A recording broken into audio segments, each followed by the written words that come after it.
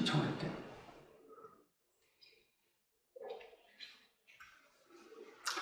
자, 계속해서 우리 사도신경에서 성령을 믿사오며 성도가 뭐지? 거룩한 공개와 교회를 먼저 얘기하죠. 교회를 믿는 것과 성령을 교제하는 것, 이거 동격이에요. 동격으로 그렇게 사용합니다.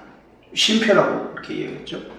성도가 서로 교토하는 것, 이것은 성부, 성자, 성령 하나님의 교제에 성도들도 함께 참여하는 것입니다. 성부, 성자, 성령이 교제하는 것에 성도도 그 안에 들어가서 참여하는 것을 성도의 교제라고 얘기해요. 그래서 요한 1서 1장 3절에 뭐라고 말씀하고 있냐면, 우리가 보고 들은 바를 너희에게 전하면 너희로 우리와 사귐이 있게 하려 함이니 우리의 사귐은 아버지와 그의 아들 예수 그리스도와 더불어 누립니다 라고 이야기합니다. 그래서 삼위일체 하나님의 서로 간의 교제의 혜택에 우리도 함께 누리는 것이 성도의 교통입니다. 그래서 우리가 지지난번이구나, 연합에 대해서 이야기할 때 성도의 교통, 교제, 연합이라는 개념은 유니오가 아니라 접두사 COM, 함께라는 접두사를 붙여서 커뮤니오라고 했습니다. 회원 간의 단합, 결속, 하나됨을 강조할 때 사용한 단어로서 헬라어로 이것이 코이노니아다라고 했습니다. 유니오, 라틴어로 유니오는 자기를 잃어버린 거예요. 인격 자체를 잃어버리고 마치 무당이 접신하는 것처럼 그런 개념의 연합을 이야기해요. 커뮤니오는 인격 대 인격으로서, 그러니까 기독교인의 자유와 자발성이 인정되어지는 전제로 하는 연합이라고 얘기합니다. 그러니까 그 그리스도인의 자유를 가지고 어떤 사람은 방종으로 삼을 수 있고, 그래서 지금 우리가 이야기했던 것이 그 방종, 미신과 우상숭배로 빠질 수 있다, 그 자유가 라고 했던 겁니다. 구약시대에는 이런 의미에서 하나님께서 성소 앞에 모두 모여라 라고 명령했다는 것도 미루어 짐작할 수 있습니다. 연합이라는 개념에서, 함께 모이다 라는 개념에서 성소 앞에 모두 모이라라고 이야기합니다. 교회에서 목사 또는 사역자에게 불만을 터뜨릴 때 두 가지 면에서 목사에게 불만을 터뜨리는데, 하나는 두 가지 경우가 있어요. 그러니까 목사에 대한 자세에 대해서, 하나는 목사에게 너무 지나친 권위가 부여된 거 아니야? 라는 측면에서 불만을 터뜨리고, 두 번째는 그래서 목사는 불필요해 라는 견해를 가지고 있습니다. 또 아니 목사가 그 정도 권위가 있고 그 정도 할 수 있는 거지 라면서 목사에게 힘을 실어주는 그러한 곳이 있고, 그렇지 않다, 목사에게 권위와 권한을 빼가지고 장로나 당회 그 권위와 권한을 이임하는 경우도 있습니다. 그러나 우리는 기억해야 돼요. 권위와 권세는 사람에게서 나오는 것도 아니고 직분에게서 나오는 것도 아닙니다. 하나님과 하나님의 말씀에서 나와야 한다는 것을 기억해야 합니다. 그렇기 때문에 교회는 그 누구라도, 목사를 포함해서 누구라도 하나님의 말씀에 순종해야 됩니다. 그래서 교회는 첫째, 고백 위에 세워졌습니다. 고백 위에 세워졌다는 것은 함께 고백하는 사람들이 있다는 것을 이야기합니다. 그래서 역사상 모든 그리스도인들의 증언과 함께 신앙을 고백한다라는 뜻입니다. 그래서 교제한다는 것은, 접붙여졌다는 것은 혼자라는 뜻이 아닙니다. 함께 고백하는 자들이 있다. 고백 위에 교회가 세워졌습니까? 두 번째, 교회는 진리 위에 세워졌습니다. 진리가 선포되지 않으면 아무리 많이 모였다 할지라도 그것은 교회가 아닙니다. 교회라고 할 수 없습니다. 그래서 그리스도를 바르고 참되게 고백해야 되고, 그 선포된 진리에 또한 기초해야 됩니다. 이 두 가지 것에 의해서 교회라 불리게 되는 겁니다. 그렇기 때문에 성도는 성도에게 주신, 하나님께 주신 것이 있는데, 성도에게 주신 단번에 주신 믿음의 도에 따라서, 유다서 1장밖에 없죠. 3절에 단번에 주신 믿음의 도라고 이야기합니다. 영원이니까 단번에라는 개념을 썼겠죠. 하나님께서 주셨으니까 믿음의 도를 따라야 합니다. 교회는 이것을 지켜야 하고 보존해야 하고 전해야 합니다. 그리고 성도는 이것을 지키고 세우기 위해서 힘써야 합니다. 교회가 권세를 가졌다면, 권위를 가졌다면 하나님의 말씀을 가졌다는 거기서 나오는 권위이지, 직분이 어떤 사람에게 권위가 있고 권세가 있는 거 아닙니다. 세력이 있기 때문에 아닙니다. 물질의 힘 때문에 아닙니다. 하나님께서 사물을 인정하는 방법을 결정하시는데 이렇게 하십니다. 치리하시는데 하나님께서 어떤 것을 다스리는 데 있어서 이렇게 하시는 세 가지 것을 하시는데 칭찬과 책망으로 다스립니다. 첫째, 둘째, 약속과 경고로 다스립니다. 세 번째, 보상으로 다스립니다. 보상. 첫째, 칭찬과 책망을 통해서 하나님께서는 신적 권위를 나타내시는데, 예를 들면은 종교개혁을 했던 요시야 왕에게 하나님께서는 그 요시야 왕의 열정과 그의 믿음을 칭찬하셨습니다. 그래서 열왕기 하 23장 25절에 보면 요시야와 같이 마음을 다하고 뜻을 다하여 힘을 다하며 모세의 모든 율법을 따라서 여호와께로 돌이키는 왕은 요시야 전에도 없었고 후에도 그와 같은 자가 없었더라 라고 기록하고 있습니다. 요시야를 하나님께서 칭찬하신 칭찬했다는 것은 이것이 하나님의 뜻이다, 하나님의 뜻대로 순종했다라는 것을 이야기하고 있거든요. 하나님의 뜻에 합당하다, 일치하다, 그런 뜻입니다. 에베소 교회도 칭찬을 받았는데 에베소 교회는 어떤 칭찬을 받았냐면 악한 자를 용납하지 않았으며 거짓 사도들을 시험하여, 그러니까 교회 내에 거짓 사도들이 들어왔다는 겁니다. 그들을 시험해서 거짓 사도들이 잘못된 것, 다른 것을 가르쳤겠죠. 그래서 그들을 시험해서 거짓 사도들의 거짓됨을 드러냈고 니골라당의 행위를 미워하였느니라. 요한계시록 2장 2절에서 6절에 에베소 교회에 대한 칭찬이 나옵니다. 거짓 사도들의 거짓된 가르침을 시험해서 이것이 거짓되다라고 드러냈습니다. 그리고 니골라당의 행위를 미워했다라고 나옵니다. 반대로 니골라당의 그 용납했던 그들의 가르침대로 지키는 자들이 있었습니다. 그 교회가 버가모 교회입니다.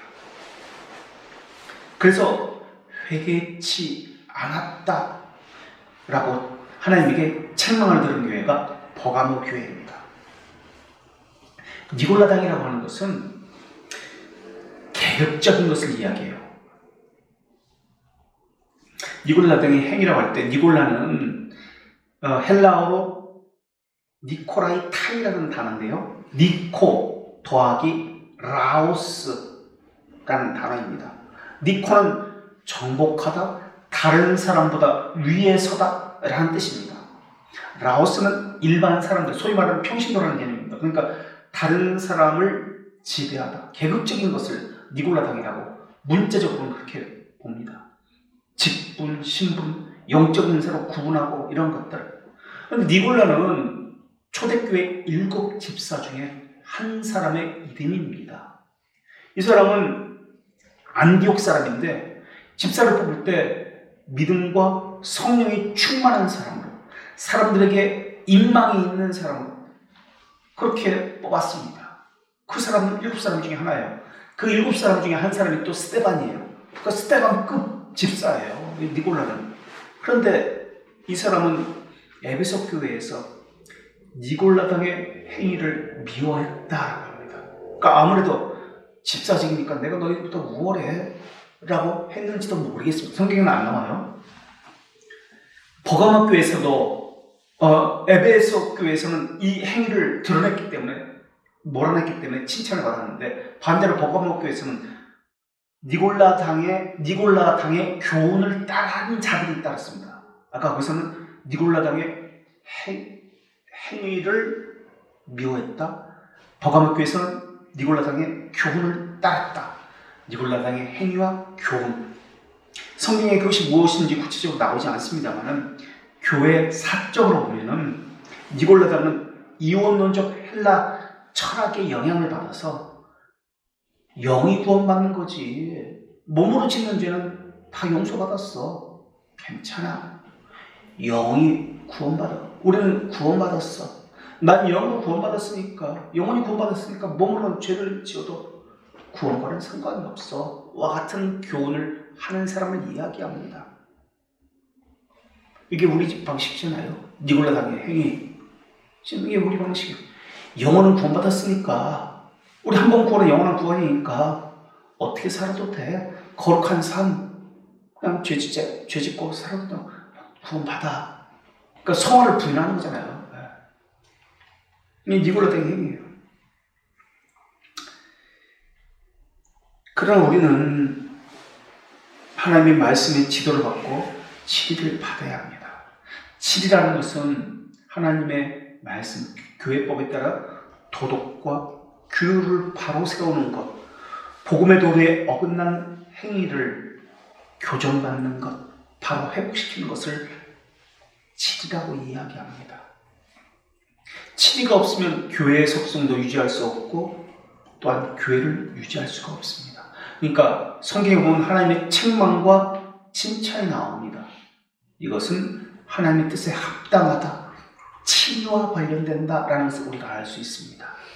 이렇게 하면 칭찬받고 그렇게 하지 않으면 또 다르게 하면 하나님의 뜻과는 다르게 하면 치리를 받는다, 징계받는다, 그런 개념입니다. 그러니까 성경에 나타나는 하나님의 책망과 칭찬은 성도가 어떻게 살아야 되는지에 대해서 보여주는 본보기입니다. 그래서 책망은 권징과 같은 거예요. 이것을 경계하는 훈련을 받아야 됩니다. 처음 사랑을 잃어버린 에베소 교회는 징계를 받았습니다. 책망을 받았어요. 발람과 니골라당의 교훈을 지켰던 버가모 교회도 책망을 받았습니다. 버가모는 의학의 도시라고 알려져 있습니다. 그래서 히포크라테스가 거기서 의학 활동을 했던 그런 도시였습니다. 그런데 그런 도시에 있는 교회에 니골라당의 행위를 따르는 자들이 있었고, 그 교회에 발람을 교훈을 지키는 자들이 있었습니다.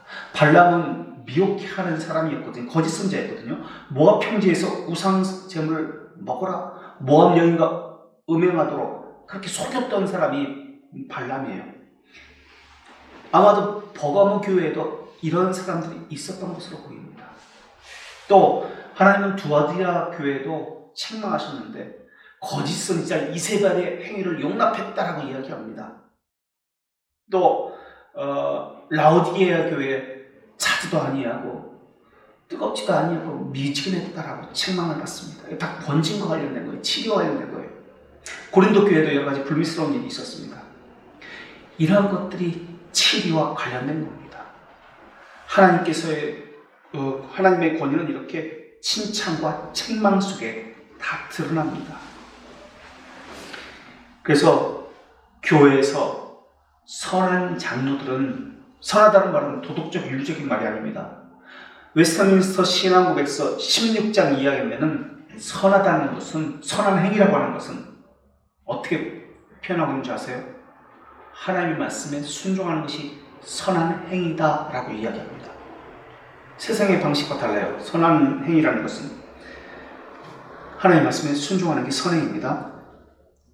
디모데전서 5장 17절에 잘 다스리는 장로들은 배나 존경할 자로 알되, 잘 다스리는 장로들은 배나 존경할 자로 알되 말씀과 가르침에 수고하는 이들에게는 더욱더 그리할지니라. 잘 다스리는 장로, 치리장로거든요.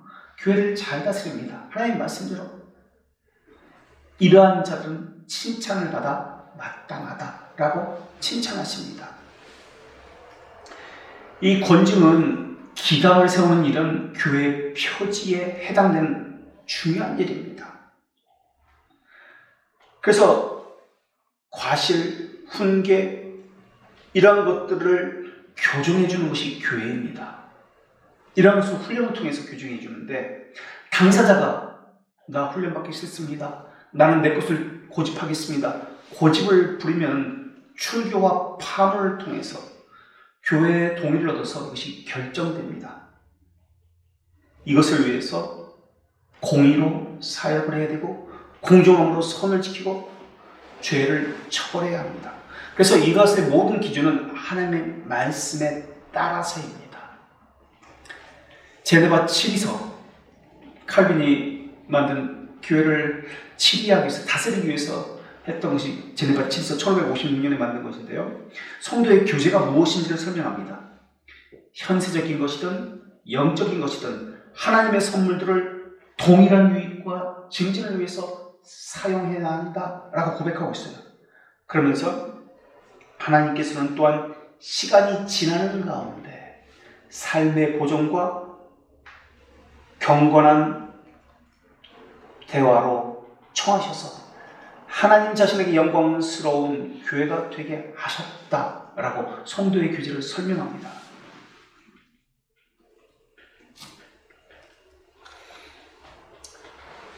그리고 하나님의 칙이 두 번째는 하나님은 약속과 경고 또는 협박으로서 이것을 나타내십니다. 약속과 협박으로 하나님의 칙을 나타내십니다.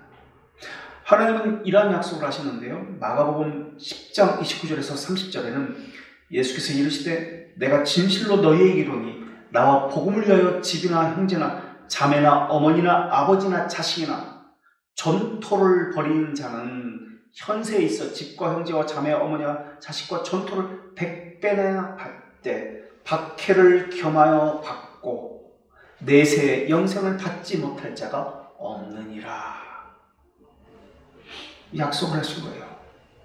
현세에서 하나님을 위해서 가족을 버리고 집을 버리고 재물을 버린 것은 현세에서 그 보상을 받는데, 보상을 받을 때 핍박과 함께 받는다고 합니다. 그러면서 영생에 반드시 보장된다 라고 기록하고 있어요. 성경에 보면은 버려야 한다는 말씀이 자주 등장합니다. 그리고 버리지 않고 그리스도보다 그것을 더 사랑하면 그리스도의 제자가 될 수 없다라고 이야기합니다. 성도는 교회에서 제자가 되는 훈련을 받습니다. 그리스도보다 더 사랑하는 것을 버리라는 훈련을 받습니다. 그리스도보다 마음을 더 두고 있는 것을 버리도록 훈련을 받습니다. 부모일 수도 있습니다. 재물일 수도 있고 형제일 수도 있고 그 외 명예나 어떤 것일 수 있습니다. 그것을 위해서 하나님께서는 교회에 메고 푸는 권세를 허락하셨습니다. 동시에 교회 성도들 간에도 의무를 주셨는데 그 의무가 뭐냐면 로마서 15장 14절에 선함이 가득하고 모든 지식이 가득하고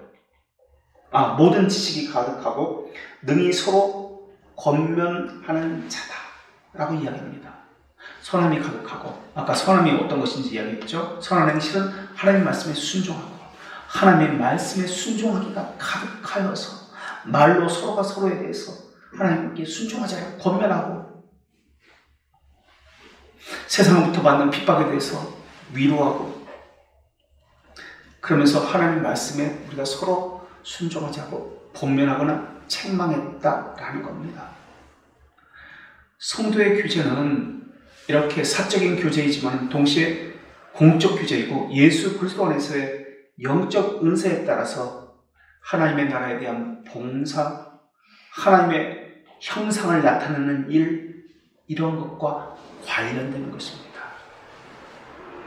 하나님은 교회에 천국 열쇠를 주셨습니다. 치리와 관련되는 것인데요. 매고 풀다. 땅에서도 매이면 하늘에서 매일 것이고 땅에서도 풀면 하늘에서 풀릴 것이다. 매고 풀다라는 것을 통해서 교회에 천국 열쇠를 주셨습니다. 매고 풀다라는 것은 유대인 랍비들이 성문 앞에 앉아가지고 송사를 해결합니다. 송사를 해결할 때 랍비들은 성경이 어떤 뜻인가를 살폈습니다. 그래서 성경의 근거를 가지고 판결을 내렸습니다. 성경을 바르게 해석했고 적용시키는 자들이 랍비였습니다. 그것을 가지고 치리했습니다. 그래서 성경을 가지고 판결을 낼 때 이것을 내고 푼다라고 이야기합니다. 그래서 교회에서는 이 권세를 가지고 성경을 바르게 해석하고 바르게 적용하는 것을 가지고 성도들이 순종하게 하는 일을 합니다. 그래서 내고 푼다라는 것은 송사가 하나님 말씀에 의해서 매듭이 지어졌다, 풀렸다, 그런 뜻입니다. 내고 푼다. 하나님 말씀에 순종하는 것.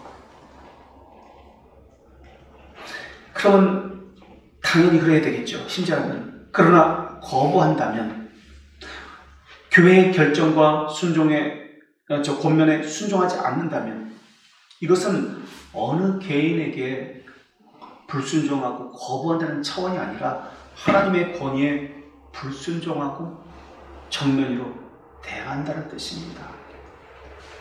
그래서 하나님의 권위에 대항하는 자는 이 교회에 맺고 푸는 권세를 주셨기 때문에 당연히 음부에서 울며 이를 갈며 슬피 우는 날이 일어나게 되는 겁니다. 엄청난 일이에요. 단 한순간에 잘못된 판단이 영혼을 좌지우지합니다. 하나님께서 그것을 물으신다는 거예요. 그래서 죄를 졌는데도 불구하고 알았는데도 불구하고 그냥 내버려둔다? 그럼 우리가 지난 시간에 살폈죠. 그냥 내버려두는 그 교회 자체 하나님께서는 진노하신다라고 했습니다. 엄청난 일이에요.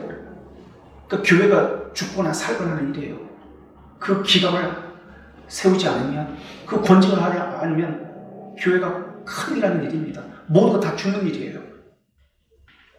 영혼을 망치는 일입니다. 그런 의미에서 하나님은 약속 또 협박으로 하나님께서는 치리하십니다. 이게 두 번째입니다. 세 번째 하나님은 보상과 보답으로 치리하십니다. 히브리 산파가 모세의 그 아이를 살려준 것처럼 이스라엘 백성들의 남자아이를 다 살려줬거든요. 이것에 하나님에 대해서는 보상을 주셨습니다. 다윗에게 보상을 주셨습니다. 또 아브라함에게 보상을 주셨습니다. 그 보상은 그 행위에 대한 보상이 아니라 하나님의 자비하심을 나타내는 것을 보상이라고 그렇게 표현합니다. 교회는 신자들의 어머니면서 신자들의 교제회장이고 공동체입니다. 우토파에게 있어서 교회라는 개념은 단지 예배의 공동체라는 개념이지만 우리 장로교회에서 교회라는 개념은 그리스도인의 활동을 위한 공동체고요. 양육과 하나님의 다스림의 훈련을 받기 위한 공동체고요. 동시에 사회적 유기체로서의 공동체입니다. 그래서 제네바 교회 질서에서는 이렇게 이야기하는데 예수 그리스도의 복음에서 발휘되었다. 이 모든 것은 예수 그리스도의 복음에서 발휘되었다. 물론 교회 질서가 신앙의 진리거나 믿음의 항목은 아닙니다. 돌트레이트 교회 질서 제81조에서는 그래서 이렇게 고백하는데 어느 교회도 어떤 방식으로든 다른 교회를 지배해서도 안 되고 어떤 직분자도 다른 직분자를 지배해서는 안 됩니다. 라고 나옵니다. 근데 현실을 보세요. 이게 장로교 정치인데요. 한국교회 현실은 장로교회인데 목사와 목사 동급이라고 합니다. 직분자와 직분자의 동등한 각기 사역의 차이라고만 이야기합니다. 그러나 계급적입니다. 그리고 교회와 교회 사이에 동일하다라고 얘기하는데 우리는 상위 계급, 상위 교회라고 그렇게 이야기합니다. 상위 기관이라고 그렇게 이야기합니다. 니골라당의 행위를 하고 있습니다. 그리고 계속해서 하나님의 말씀인 성경에만 다스림을 받습니다 라고 이야기합니다. 우리 양육과 훈련과 권징의 모든 근거는 성경입니다. 교회가 성경의 가르침을 벗어나면 그것은 교회의 길을 포기한 것과 마찬가지입니다. 성도도 마찬가지예요. 교회의 본질적인 요소는 직분자와 신자들의 모임입니다. 교회 권징은 당회가 시행하는 게 아니라, 당회가 직권적으로 시행하는 게 아니라 하나님께서 주신 말씀과 규칙에 따라 당회가 그것을 위임받아서 대표성을 가지고 하는 겁니다. 하나님의 이름으로 하는 겁니다. 권징이라고 하는 것은 당회가 하는 것이 아니고 그리스도의 사랑에 기반된 신자들의 교제에서 시작되는 것이 권징입니다. 성도가 서로가 권하는 것에 대해서 시작하는 것이 권징이다라는 거예요. 여기서 해결되지 않으면 그때서야 비로소 당회, 교회에 공식적으로 보고하고 당회가 이제 교회 이름으로 하게 됩니다. 처음부터 교회 이름으로 하는 거 아니에요. 공적으로 하는 거 아닙니다. 개인적으로 하는 거예요. 처음에는 성도가 서로 간에 권면하는 거, 연락하고 전화하고 그렇게 하는 거예요. 일반 신자들도 그리스도의 몸된 지체로서 기본적으로 선자직, 제사장직, 왕직의 직무를 행해야 하기 때문에 그렇습니다. 목사와 장로만 그런 거 하는 거 아니에요. 그런 거 없어요. 이건 계급주의예요. 니골라당이에요. 그러니까 성도가 모두가 다 이 직무를 수행해야 돼요. 그런데 그렇게 하지 않잖아요. 권징도 하지 아니하고 기강도 없으며 한다 할지라도 목사에게 무슨 직분의 권위가 있는 것처럼, 하나님 말씀의 권위가 있는데 니골랑 당처럼 목사가 하잖아요. 모든 것을 목사 한마디면 다 그냥 잠잠해야 지어야 된다고 생각하잖아요. 상위 기관이, 그러니까 총회나 이런 데서 명령하면 무조건 다 들어야 된다고 생각하잖아요. 그런 개념이 아니에요. 이것은 그건 로마 가톨릭의 방식이지. 장로교회는 장로교회 법이 있는데 그렇게 이야기하고 있잖아요. 토마스 카트라이트는 영국 국교회로부터 분리해서 칼빈의 사상과 생활에 따라서 영국의 첫 번째로 장로교회를 세운 사람입니다. 그래서 1572년 11월 20날에 런던 근교에 장로교회를 교리, 권징, 교회의 정치 근거를 모두 성경에 근거를 두고 세운 교회가 최초의 영국의 장로교회입니다. 그래서 장로교회의 아버지라고 토마스 카트라이트라고 이야기합니다. 목사는 카트라이트의 교회 질서에 보면, 정치에 보면 목사는 말씀을 봉사하는 자입니다. 집사의 직분은 가난한 사람을 돌보는 직분입니다. 장로는 말씀의 가르침을 따라 치리하는 직분입니다. 라고 소개하고 있어요. 또 목사는 일정한 지역교회에 속하고 여러 교회에 관련되지 않습니다. 그 지역교회에서 목사지 여러 교회에서 이렇게 다스리고 그렇게 하지 않는다는 거예요. 또 집사는 목사에 의해서 임명되지 않습니다. 한국교회는 그렇지 않죠. 목사가 임명해버리죠. 그런데 장로교회 법에는 목사에 의해서 임명되지 않으며 교회를 통해서 선택되어집니다. 라고 이야기합니다. 그리고 감독과 대감독의 이름은 폐지되어야 합니다. 네덜란드 개혁교회도 각 당에는 하나님의 말씀의 한계 안에서 지역교회 내 질서를 위한 규칙을 작성할 권한이 있습니다. 라고 이야기하고요. 장로들은 말씀 봉사자와 함께 불신과 불경하는 모습을 드러내고 회개하기를 거절하는 자들에게 하나님의 명령을 따라 교회의 권징을 시행하고 성례를 더럽히지 않도록 감독해야 합니다. 라고 장로들이 해야 할 일이 기강을 세우고 치리하는 일이다. 라고 분명히 묻받고 있습니다. 또 돌트레이트 교회들서 23조에 설명하기를 이런 것들 설명하고 있다는 거예요. 교회에 대한 성경적 견해는 하나님의 존존에 있는 것입니다. 그래서 하나님의 자녀만이 갈 수 있는 곳이 교회입니다. 그러나 지성에 현존하는 교회는 그렇지가 않지요. 성도가 교제하는 것이라는 의미는 세 가지 것으로 이야기합니다. 성도가 서로 교제한다, 교토한다라고 할 때 기본적으로 세 가지 것을 이야기합니다. 하나님을 예배하는 것이 첫 번째입니다. 이게 성도를 교제한다는 뜻이에요. 개인적인 예배를 얘기하는 게 아니라 공적 예배, 지역교회에서의 예배를 얘기합니다. 둘째, 성도 간의 덕을 세우기 위해서 신령한 봉사를 성도가 서로 교제하는 것이다 라고 이야기합니다. 봉사하는 것, 덕을 세우기 위해서 하는 것이 이야기합니다. 세 번째, 여러 재능과 필요에 따라서 서로 도우면서 거룩한 삶을 위해서 필요한 권면과 위로의 말을 하는 것을 성도의 교제라고 이야기합니다. 그러면서 성도가 친밀감을 갖기 위해서 재산을 공유한다든지 다른 사람의 재산에 손상을 입히는 일은 해서는 안 된다라고 이야기합니다. 그러면서 권고 훈계를 할 때 어떤 지침이 있다는 것을 이야기해주고 있습니다. 그래서 권징을 할 때 지침이 있는데, 치리를 할 때 지침이 있는데, 첫째, 언제든 사랑으로 대해야 합니다. 자신의 경우를 생각해서 상대방을 충분히 고려해야 합니다 라고 이야기하고 있습니다. 첫째, 사랑으로 대할 것.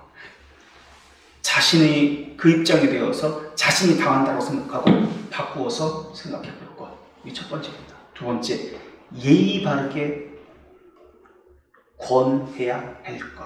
예의 바르게 행해야 됩니다. 무슨 특별한 권위를 가진 자처럼 명령하거나 억압하고 주장하는 자세를 취하면 안 된다고 합니다. 예의를 갖추어서 권징을 시행해야 된다. 치를 해야 된다. 세 번째, 공정함을 유지해야 합니다.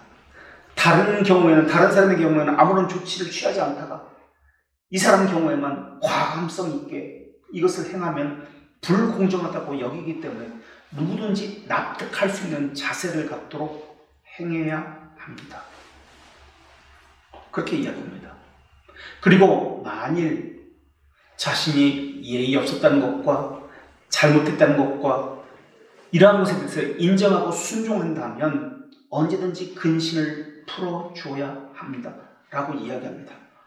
반대로 고집을 부린다면 엄히 다스려야 합니다 라고 이야기합니다. 이것이 교회 내에 없으면 교회가 아니다 라고 합니다. 하나님의 말씀은 다스림을 받지 않는 곳은 교회가 아니기 때문에 그렇습니다. 그래서 기강을 세워야 하는 이유는 교회의 이름이 모욕당하지 않기 위해서 첫 번째 그렇습니다. 두 번째, 성도의 잘못된 삶을 수정하고 경건한 삶을 살게 하기 위해서입니다. 세 번째, 영적 성장을 위해서 회개하고 돌이키게 하기 위해서입니다. 이런 원리들을 설명하고 있는 것이 벨지카 신앙부에서 우리 28장 사망입니다. 사실 치리의 문제는, 기강을 세우고 권징을 하는 문제는 설교하는 것보다 더 어려워요. 자녀를 키워본 사람은 이게 어떤 의미인지 알 거예요.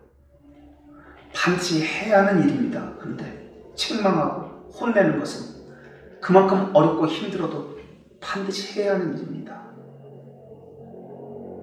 그래서 이것을 바르게 행해야만 하는데, 그것을 더 많이 배워야 되고 더 많이 하나님의 말씀의 뜻이 무엇인지 더 연구해야 합니다. 그런데 우리는 이거에 대해서 배우지도 않고 공부하지도 않습니다. 이것의 가치를 몰라요. 교회가 이것 때문에 세워지고 넘어지고 하는데, 교회가 살기도 하고 죽기도 하는데 엄청난 중요한 일입니다. 관심을 가지고 치리를 어떻게 해야 될지, 교회의 질서가 무엇인지를 반드시, 정말 반드시 배워야 합니다. 우리는 세상 법정에 관한 것이 아니라 하늘 법정에 관한 것을 다루고 있기 때문에 그렇습니다. 그래서 하나님의 말씀에 늘 근거를 둬야 되기 때문에 하나님께서는 교회를 어떻게 다스리라고 하셨는지에 대해서 관심을 가지고 꼭 배우셔야 합니다. 그렇지 않으면 자기 소견에 옳은 대로 참된 교회를 할 수가 없어요.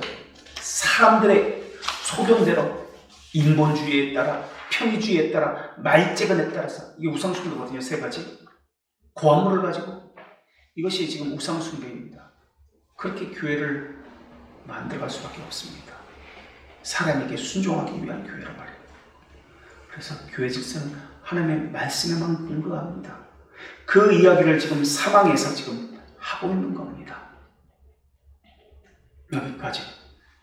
혹시 나눌 거 있어요? 질문 주고. 좀 길게 했어요, 제가.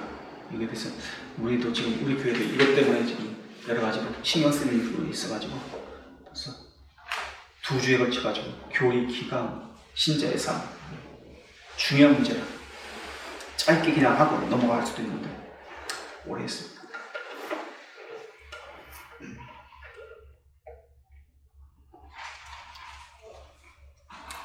와닿지 않을 거예요. 지금 이게 무슨 말인지 나하고 상관없는데, 나는 사역자가 아닌데 일반 신자인데, 그러나 와닿는 날이 있을 거예요.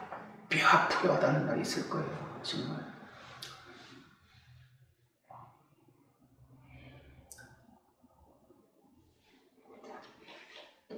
없어요? 지금도 좋고 나의 것도 좋고.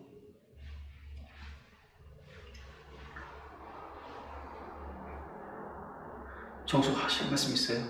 본인 교회를 돌아보건대 방종과 무질서가 범람하고 있습니다.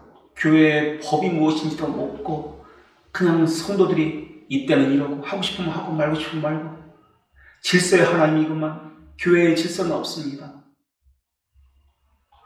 화평의 하나님이구만 무질서, 불의가 판을 칩니다. 그런 거 많이 느낄 텐데 없으면 뭐 더 좋은 거고. 많죠. 많은 부분들이 있지만 그런 부분들을 어떻게 다스려 갈지에 대해서는 저희는 권한은 없고, 근데 정말 지금 봐, 우리 권한 없다라고 했잖아요. 그게 바로 목사에게는 권한이 있습니다. 니골라당의 행위야. 아까 내가 뭐라고 했어요? 성도가 성도에게 그리스도인이기 때문에 제사장직, 왕직, 삼중직이 있다고 했어요. 이게 지금 여기서 시작되는 거지 위에서 하는 거 아니에요. 여기서 하는 거. 서로가 공면하고 서로가 이것이 하나님의 뜻인다고 위로하고 하는 거. 여기서 시작하는 거예요. 그 권직은 목사가 하는 거 아니에요. 교회 이름으로 하는 거 아니에요. 개인과 개인이 서로가 권면하고 위로하고 전화 한 통 하는 거예요. 이게 권직이에요. 그러니까 어려운 말은, 이 권직하면 우리가 그 무슨 감옥에 가는 것처럼 벌 받는 것처럼 그렇게 생각하는데, 이렇게 말 자체가 좀 그래. 하여튼 용어 자체가. 본인이 그 권징을 하고자 할 때 자기가 하고자 하는 것이 올바른지를 점검받기 위한 그거는 필요하겠죠. 입자에게. 아니 사역자가 아니라 말씀을 통해서 받아야 된다니까, 점검을. 사역자가 제가 말씀 모르니까 말씀을 아는 분에게. 그렇지, 그럴 수는 있어요. 점검받는. 말씀을. 그럼 목사도 근데 모를 수 있으니까. 몰라, 자기 멋대로야 더. 그럴 수 있어요. 그러니까 말씀에 늘 근거를 가져야 돼요. 이 성경의 근거가. 그래서 다시 죄송해요, 말 끊어서. 저희 교회 같은 경우는 좀 그런 경향이 있어요. 내가 기도해 봤는데 하나님께서 이렇게 말씀하셔서 그러니까 이렇게 접근을 하는 경우가 좀 많아요. 그게 질서가 없다는 뜻이에요.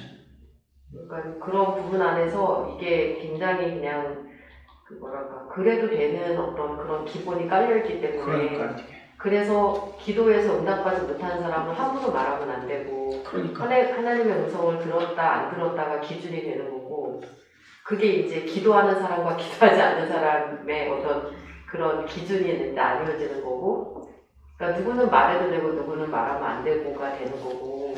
그러니까 그게 지금 다 잘못되는 거지. 무질서의 하나님이잖아. 그거는 직분이 소용없잖아. 그냥 손 들고 내게 왔어, 내가 설교할 테니까, 그거잖아 지금. 퀘이커 교도잖아. 실세파잖아. 그런 부분 안에서 서로들 또 이제 이렇게 그러면서도 받아들이는 사람은 사실 그 부분들에 대해서 두려워하는가? 두려워하지 않는 부분을 이제 느끼는 것은, 그걸 하나님의 말씀으로 받아들였다면 그 부분에 대해서 어쨌든 반응이 있어야 되잖아요. 근데 또 반응은 하지 않아요. 그러니까 이게 서로 이런 부분 안에서 하나님께로부터 오는 권위임을 서로가 지금 서로 이렇게 무시하고 있는 상황이에요. 그게 어떻게 하나님께서 주신 권위일까? 그 은사가? 아니 그러니까 서로에게 대해서도 받을 때 그런 게 공공연하게 저희 안에 나름대로에 깔려져 있는 것이 있지만 받는 사람도 그 부분에 대해서 하나님의 말씀의 권위로 받지 않는다는 거죠. 기준에 그렇게 깔려 있는데도 그렇게 받지 않는다는 거예요.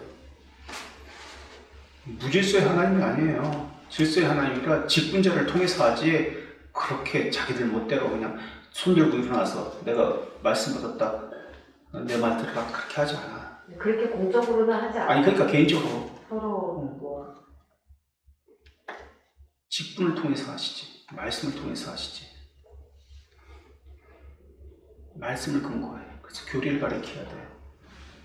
근데 어쨌든 그래도 그런 부분들이 이전보다는 그런 부분들이 이제 많이 사실은 이렇게 막 드러나서 혹은 이렇게 얘기가 이렇게 많이 들려지지는 않는데 교리를 철저하게 가르쳐야 돼. 예. 그렇게 해서는 안 돼. 더 확실하게 때를 얻든지 오든지 교리를 가르쳐야 돼. 그거 왜 없어요. 뿌리 뽑아야 돼. 그거. 그 잘못된 것들 언젠간 터져나와요. 영지주자들 제일 경계해야 돼. 근데 가장 큰 어려움은 배우려고 하지 않는 제가 느끼기에 그러니까 지금 이제 교회의 가장 큰 이렇게 힘든 거는 배우려고 하지 않는다는 게 가장 커요. 신자가 아니지. 주께 오는 자는 배우기 위해서 오는 거든. 신자가 아니야. 그것도 가르쳐야 돼. 신자가 아니라는 것도. 그럼 교리를 가르치면 선명한 말씀이 선포되면 견딜 수 없어. 자기 스스로 나가. 이를 갈며 욕을 하다가 나가. 견딜 수 없어서. 더 선명하고 분명하게 외쳐야 돼요. 그럴 때는 더 확신을 가지고. 그 외에 없어요. 저는 이제 개인적으로 자꾸 제가 말해서 죄송한데 근데 어쨌든 저는 좀 적용을 할 때 학교라는 현장에 있잖아요. 근데 이 현장 속에서 여전히 그런 분명한 선을 가지고 어쨌든 뭐 7이라고 해야 되고 7이죠. 이런 부분들이 있는데 그러니까 이건 제 개인적으로 어디까지가 사랑일까? 어디까지가 이게 부분이 그때마다 참 이런 부분들이 저한테 되게 어려움이 있는 것 같아요. 받아주는 부분들도 있어야 하고 학교는 모르겠어요. 교회는 그렇지만 부모의 심정이겠지. 뭐 학교도 똑같이 선생과 부모는 예전에는 동급이었으니까 부모의 심정으로 그러니까 그 사랑이라는 개념에 대해서 부모도 나름이지만 어쨌든 자기 자식처럼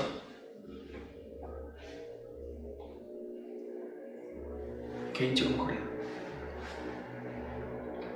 이론이지만 현실과는 다르겠지만 또 다른 분이요.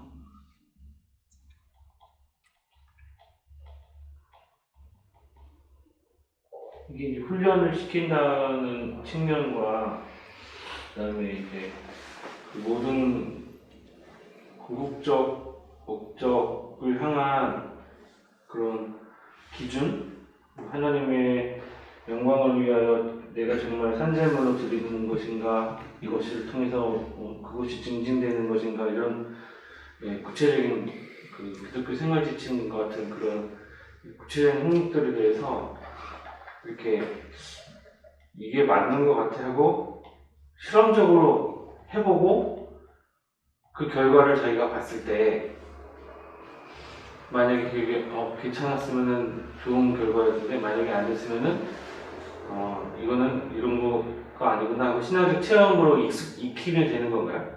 그런 거는? 무슨 말인지 모르겠네. 되게 어렵네. 그러니까 이제 우리가 말씀을 배우고 네. 자기 삶에 그걸 적용할 때 적용하죠. 본인이 생각할 때나 또 이제 가르침을 받았을 때 이것이 맞는다라고 이제 뭔가 이렇게 확신되는 덕이 나타나요? 하나님의 이름의 영광이 나타나요? 그러니까 그게 만약에 그렇게 될 거라고 생각을 하고 음. 실천을 했는데 그건 우리가 상관없죠. 결과는 덕이 아닐 경우도 혹시 있을 수 있잖아요. 그렇게 아닐 수도 있고, 육 같은 경우에도. 그러니까 그렇게 아닌 경우에는 그거를 하나님의 섭리를 기억해야 되죠. 하나님의 주권자라는 것을. 우리는 결과는 신경 써서는 안 돼요. 그러니까 그런 것들을 통해서 배움의 어떤 체험으로 익혀가는 것에 대한 것을 좀 이제 자기 스스로 하나님의 자녀면은 그걸 하나님을 인지해요. 부성에 대한 지식을 신뢰하고 체험하게 돼요. 삶 속에서 확신하게 돼요. 하나님의 자녀임이에요. 때로는 그런 것에 대해서 실천하려고 하는 것에 대해서 이걸 내가 해도 될까 말까 하는 두려움을 가지는 경우도 있거든요. 성도들 가운데는 그런 것이 안 해봐서 그래요. 그러니까 그 안 해본 것에 대한 두려움이 좀 있는 사람 그걸 훈련시켜야지. 하도록 해볼게. 신뢰하는 거. 그게 믿음인데. 결과가 어떻게 나오든 괜찮습니다. 해보십시오. 이렇게 자꾸 권해야 되는 거잖아요. 괜찮습니다. 결과 없게. 그건 하나님께서 그건 맡겨야지. 결과를 바라보고 한다는 것은 공리주의야. 그죠? 결과를 목적으로 하는 것이기 때문에. 그 결과라는 것이 하나님께서 원하시는 결과야지 내가 원하는 결과가 돼요. 결과를 생각하면 안 되죠. 하나님의 명령이기 때문에 그냥 순종해야지. 저절로 되는 거예요. 억지로 되는 게 아니에요. 저절로. 어린아이가 자라면은 1년 지나 보니까 키가 이만큼 컸어. 내가 잘하고 싶다고 해서 잘하는 게 아니라 그냥 시간이 지나면 저절로 잘한 거야. 자연스러운 거예요. 생명이 있기 때문에. 그런 거룩한 삶이 드러나요. 순종하는 삶이. 맞아요. 그 말씀이 맞는 것 같아요. 이제 사람들은 결과에 대해서 굉장히 민감해하는 거. 그러니까 가시적인 것에 내가 민감해들었죠. 이게 육체적, 선천적 부패성이라고 했잖아요. 그래서 가시적인 것에. 근데 그 결과를 굉장히 이렇게 하나님의 뜻에 맞춰야 한다는 자기가 하나님의 뜻을 따른다라고 착각하는 그런 그러니까 기복주의 태도들이 이게 많이 있는 것 아니에요. 같아요. 기복주의 신앙이 아니에요.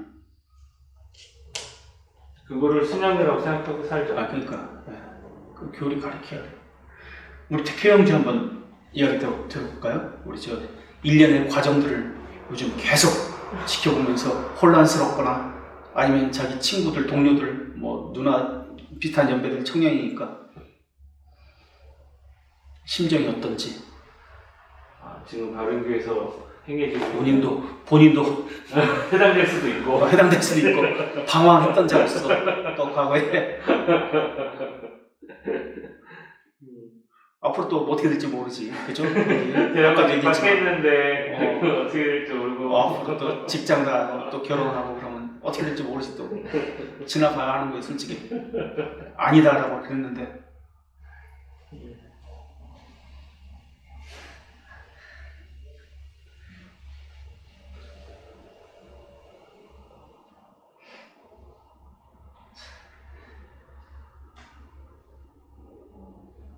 그냥 심정이 어떤지 생각.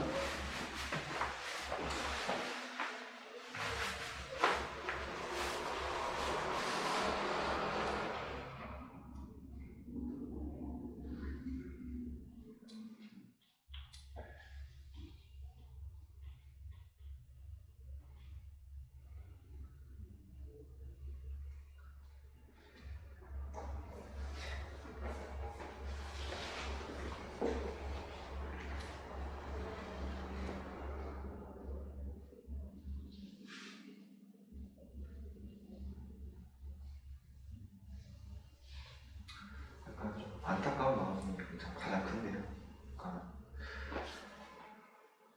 사실 이제 가요 전에 다 같이 모여서 얘기할 때는 저도 뭔가 그거를 뭔가 말하고 싶었는데 그냥 참았거든요. 그 순간에. 근데 그게 조금 후회가 돼요. 그러니까 이제 저도 뭔가 미국에 갔다 오고 나서 조금 되게 방황을 했었고 뭔가 그 가연생도 그와 동일한 감정을 느꼈는지 모르겠지만 그걸 말을 할까 말까 하다 그냥 참았는데 그런 게 좀 혹시나 있진 않으셨는지 좀 궁금하더라고요. 저 같은 경우는 갔다 오고 나서 그러니까 되게 동떨어져 있다는 느낌을 받았어요. 그러니까 교회에 왔는데 다른 분들은 되게 막 성장해 있는, 되게 막 잘 이렇게 하고 계신 것 같은데 나는 뭔가 뒤처지고 있는 것 같고, 혹시 그런 것 때문에 좀 계속 뭔가 뭐 교회에 대해서 죄송하다는 말, 그런 말들이 혹시 그런 거에서 그렇게 말씀하셨나? 그렇게 부담 가지지 않으셨으면 좋겠는데 라는 그런 말을 하고 싶었는데, 이게 혹시 좀 그냥 어떤 인간적인 면에서 그렇게 말을 하는 건가 싶기도 해서 좀 말을 아꼈던 것도 있고, 조한 선생님은 좀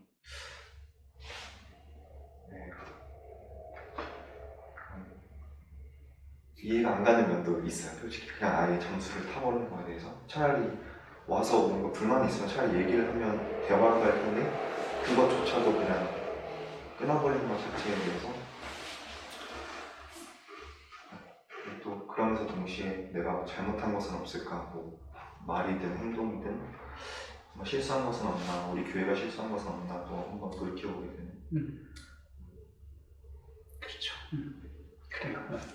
우리가 동일하게 그렇게 다 생각하고 있으니까. 그래요. 우리가 시간이 벌써 됐기 때문에 더 듣고 싶어도 들을 수가 없네요. 카페 글로써 좀 표현 좀 해주세요. 내 것이 안 돼.